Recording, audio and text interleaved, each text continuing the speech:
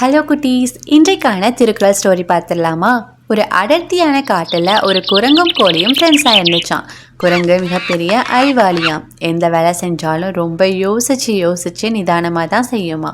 ஆனால் நம்ம கோழி அப்படி கிடையாது. எதை செஞ்சாலும் எடுத்தோம் கவுத்தோம் அப்படி தான் செய்யுமா. ஒரு மாலை நேரத்தில் மேகம்லாம் ரொம்ப கருக்க ஆரம்பிச்சிருச்சான். இதை பார்த்த குரங்கு, கண்டிப்பாக இன்னைக்கு பயங்கரமான மழை பெய்ய போகுது. இதனால் நமக்கு தங்க இடம் தேடி கண்டுபிடிச்சி முன்னாடியே வச்சுக்கணும், இல்லைன்னா பின்னாடி ரொம்ப கஷ்டப்படணும். இப்படி யோசிச்ச குரங்கு காட்டில் அலைஞ்சு திரிஞ்சு தேடி ஒரு மிகப்பெரிய மரத்தை கண்டுபிடிச்சது. அந்த மரம் மழையில் நனையாமல் மிக பாதுகாப்பான இடமா இருந்துச்சு. இரவு நேரத்தில் கனமான மழை பெய்ய தொடங்குச்சு. இதை பார்த்த கோழி வேக வேகமாக ஓடி போய் ஒரு குழிக்குள்ளே ஒளிஞ்சிக்கிச்சு. மழை அதிகமாக குழிக்குள்ள தண்ணி நுழைய ஆரம்பிச்சிருச்சு. அந்த நிலைமையில கோழியால் எதுவுமே செய்ய முடியலை. என்னை யாராச்சும் காப்பாத்துங்கன்னு சவுண்டு மட்டும்தான் போட முடிஞ்சிச்சு. ஆனால் பேஞ்ச பயங்கரமான மழையில் அது கத்துற சவுண்ட் யாருக்குமே காதில் விழுகலை. தண்ணியில் கொஞ்சம் கொஞ்சமாக தத்தளிக்க ஆரம்பிச்சது கோழி.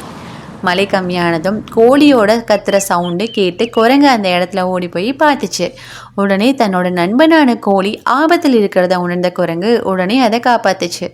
குரங்குக்கு நன்றி சொல்லிட்டு, இனிமேல் எந்த விஷயமாக இருந்தாலும் சரி, பொறுமையாக தான் யோசிச்சு முடிவு எடுப்பேன் அப்படின்னு சொல்லிச்சு கோழி. எண்ணி துணிக கருமம் துணிந்த பின் எண்ணுவம் என்பது இழுக்கு. ஒரு செயலை முடிவு செய்வதற்கு முன் அதற்கு தேவையான அனைத்தையும் சிந்தித்து பார்க்க வேண்டும். ஒரு முறை முடிவெடுத்த பிறகு மீண்டும் சிந்திப்பது சரியல்ல. நீங்களுமே ஒரு விஷயம் செய்கிறதுக்கு முன்னாடி இந்த விஷயம் நன்மையில முடியுமா இல்லை தீமையில முடியுமான்னு 1க்கு 4 முறை யோசிச்சு அந்த விஷயத்த செய்யுங்க. ஏன்னா ஒரு விஷயம் நடந்துருச்சுன்னா அதில் இருந்து மீண்டு வருவது ரொம்ப கஷ்டம். இவ்வளோ பெரிய விஷயத்த நம்ம திருவள்ளுவர் 2 அடியில் சூப்பராக சொல்லிட்டாரு.